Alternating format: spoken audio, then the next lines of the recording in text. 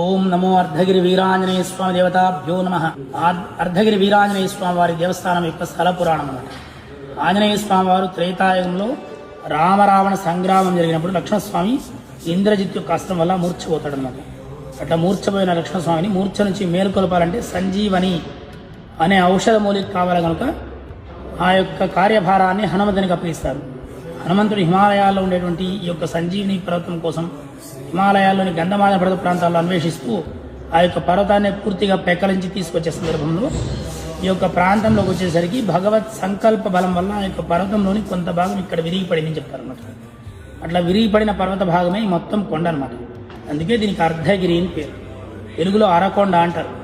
అట్లా విరిగిపడిన కొండ నుంచి స్వయంగా ఉద్భవించిందే పక్కనుండే పుష్కరిణి తీర్థం అనమాట. అందుకే ఆ యొక్క పుష్కరిణి తీర్థానికి సంజీవరాయ పుష్కరిణి తీర్థంగా పేరు వచ్చింది.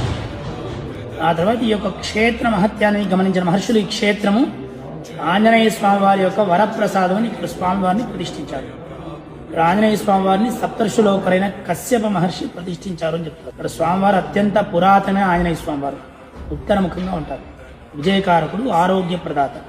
మన శారీరక మానసిక సమస్యల్ని భగవంతుని సన్నిధిలో విన్నవించుకొని ఆ యొక్క పుష్కరిణీ తీర్థాన్ని తీసుకెళ్లి సేవించినామంటే స్వామి కృప వల్ల ఆ యొక్క పుష్కరిణీ తీర్థ ప్రభావం వల్ల మన శారీరక మానసిక సమస్యల నుంచి నివారణ పొందగలుగుతాం.